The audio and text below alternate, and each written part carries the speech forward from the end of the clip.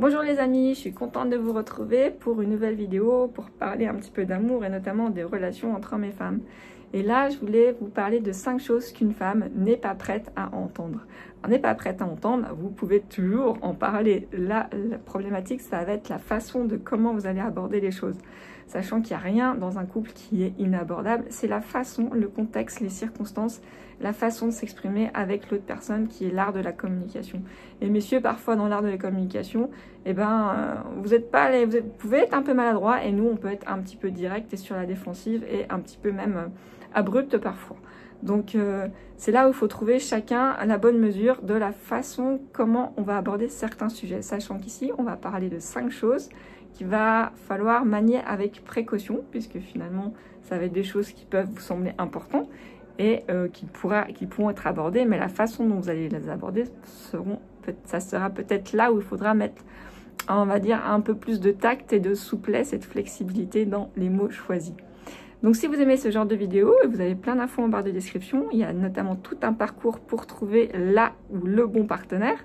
Donc n'hésitez pas, abonnez-vous, mettez des commentaires, partagez ce genre de vidéos, mettez des pouces, des likes, ce que vous voulez. Partagez votre expérience, moi je serais contente de vous retrouver par la suite dans de nouvelles aventures. Notamment si vous choisissez de faire le parcours pour trouver là ou le bon partenaire, vous avez toutes les infos en barre de description. Donc sur ce, je reviens sur le sujet. 5 choses qu'une femme n'est pas prête à entendre, en tout cas pas de cette façon. La numéro 1, tu es trop émotive. Alors là, c'est une critique un petit peu qui se veut en pleine de bon sens et peut-être de bons sentiments. Mais pourquoi ça pourrait heurter une femme? Alors si vous vous mettez dans la place d'une femme 2 minutes, en fait les femmes prennent les choses très à cœur, souvent, parfois peut-être même trop, parce qu'elles sont beaucoup dans l'émotionnel. Alors, il y a des hommes aussi, mais de façon un peu caricaturelle, on parle des hommes et des femmes ici dans ce genre de vidéo parce que c'est un peu des caricatures de comportement. Donc, en prenant beaucoup les choses à cœur, finalement, il va se passer au niveau émotionnel tout un chaos, un désordre intérieur quand elles vont être dans l'émotion. Et elles vont finalement peut-être s'extérioriser de façon un petit peu abrupte. D'où la vidéo sur les femmes où on s'exprime peut-être de façon un petit peu trop abrupte parfois. Donc, en essayant de nous calmer avec ce genre de phrase douce qui se veut peut-être bienveillante, ça va peut-être parfois juste attiser le feu. Si vous êtes en colère, quelqu'un vous dit « mais calme-toi », ça va vous énerver encore plus.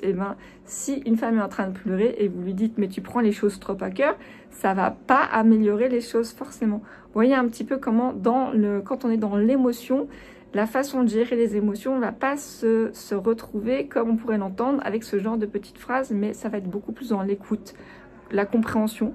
Et puis pouvoir apaiser, c'est tout un art. C'est l'art de communiquer aussi et c'est tout un univers captivant. Donc prenez le temps. Et puis c'est pas malveillant, c'est juste que parfois ce genre de petites phrases, quand on est dans un chaos émotionnel qu'on vit en interne, on n'est peut-être pas prêt à l'entendre. Et en tout cas sur le vif. Voilà, ça c'était la première petite phrase.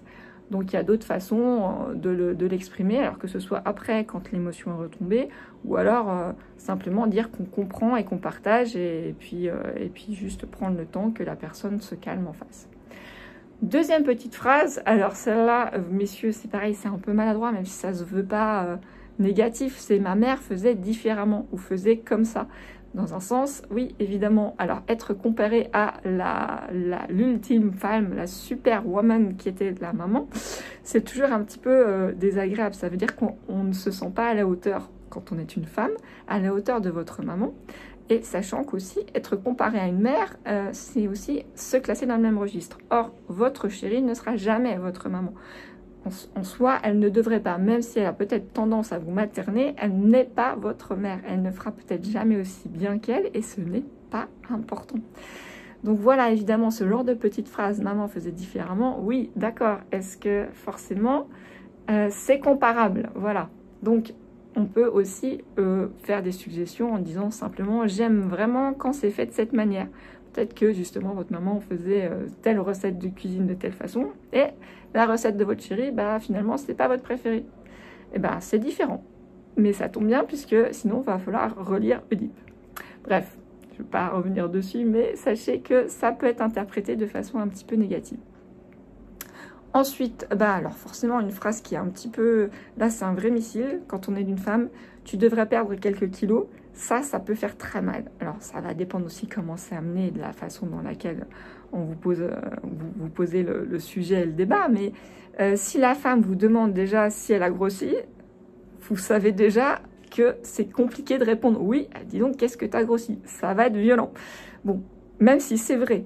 Et la sincérité, on l'a vu, l'authenticité, c'est quelque chose d'important. Mais la façon dont vous allez répondre à ce genre de choses va être hyper importante. C'est la façon dont vous allez y répondre plus que finalement ce que vous allez dire sur le fond. La forme est hyper importante. Et là, justement, on parle de forme et des formes. Donc, dans nos sociétés, c'est très compliqué d'être une femme. Alors, je ne dis pas que c'est facile d'être un homme, mais une femme, elle est sans cesse jugée sur son physique. Encore aujourd'hui, et même s'il y a beaucoup de féministes dans la rue, que ce soit de façon générale, vous vous sentez peut-être jugé sans cesse sur votre taille, que ce soit votre hauteur, que ce soit la taille de vos muscles, la taille de votre voiture. Je n'irai pas comparer les membres non plus, mais bref, celle de votre compte en banque ou autre. Une femme, elle est tout le temps jugée sur des critères comme la beauté et les apparences, notamment le tour de taille et le tour de hanche. Donc, si elle est focalisée sur le moindre petit truc qu'elle mange, ou le moindre truc, ses ongles, ses yeux, son machin, son truc, vous allez juste la trouver hyper superficielle, puisque finalement, elle sera focalisée que sur ce qu'elle va représenter. Et malheureusement, ça existe, ce genre de cliché. Et si vous aimez ça, alors soyez très clair, mais ne recherchez pas autre chose. Et au contraire, si vous la trouvez superficielle, peut-être que ce genre de choses, de considération, ça n'a pas à entrer en ligne de compte. Bref, si elle n'a pas le bon rapport poitrine-hanche, potentiellement vous n'allez peut-être même pas la regarder. Donc sachez que c'est quand même compliqué aujourd'hui de trouver où est la bonne balance entre être trop superficielle quand on est une femme, ou être, on va dire, même pas envisagée comme étant potentiellement acceptable. Voilà. Donc ça va être compliqué aussi de gérer ce genre de problématique, et en tout cas d'entendre ce genre de phrases quand on est une femme. Donc voilà, ça peut être amené de façon beaucoup plus subtile et beaucoup plus dans la sensibilité. Sachez que c'est un terrain très glissant, messieurs, donc sachez le gérer avec tact. Ensuite, la phrase numéro 4, tu es différente maintenant. Alors c'est pareil, c'est peut-être empreint de plein de bienveillance et c'est pas forcément négatif. Sachez seulement que pour une femme, et notamment le cerveau féminin, va anticiper le prochain problème, puisque finalement on est toujours dans la gestion et l'anticipation des problématiques. Et une femme, du coup, ça veut dire quoi? Ça va être interprété tout de suite, immédiatement. C'est tu étais différente, tu es tellement différente maintenant. Ça veut dire en gros, j'étais mieux avant. Qu'est-ce qui se passe s'il y a un problème? Où est la problématique? Et bref, ça va juste être anxiogène, même si ça n'était pas destiné à l'être. Donc sachez que ce genre de petites phrases toutes faites, si vous n'avez pas, si vous l'amenez de façon un petit peu maladroite, ça peut être vite déstabilisant pour la personne en face et prêter à confusion, en tout cas à source d'anxiété. Donc mettez en avant si c'est des points positifs plus directement, et n'appuyez pas trop si c'est des points négatifs, ou en tout cas sachez les amener avec tact et empathie. Enfin, la dernière phrase, c'est le fameux « on doit parler ». Alors, en quoi c'est genre? En général, c'est souvent la femme qui a posé on doit avoir une discussion, on doit parler, on a besoin de parler ». Quand c'est un homme qui pose ce genre de conditions, en tout cas cette initiative, c'est rare, et s'ils le font en général, c'est qu'ils ont déjà pris la décision irrévocable, souvent, de trancher dans le vif, et c'est souvent la casse à la fin. Donc c'est gênant dans le sens où c'est source d'anxiété pour la femme si la discussion n'a pas lieu tout de suite. Donc on doit parler, ça va juste créer, on va dire, de l'anxiété pour rien, surtout si vous n'êtes pas encore prêt à discuter rapidement. Le cerveau d'une femme, il va aller très vite, il va se dire « Oh là là, qu'est-ce qui se passe? Il y a un problème, il y a un truc que j'ai pas vu, il y en a une autre. » Bref, il y a plein de choses qui peuvent se passer même en quelques minutes, en quelques secondes. Donc si vous mettez plusieurs jours à aborder le sujet, ça peut être très compliqué. Sachant que si vous tournez autour du pot et que si à la fin vous n'êtes pas capable de prendre les devants pour dire que vous souhaitez rompre, tout simplement, ça va être source d'anxiété d'autant plus pour la femme. Et si vous n'arrivez pas à poser les mots ou à vous exprimer, il va falloir que ce soit elle qui tranche dans le vif. Et c'est pas très sympa non plus, messieurs, de laisser la femme encore se salir les mains.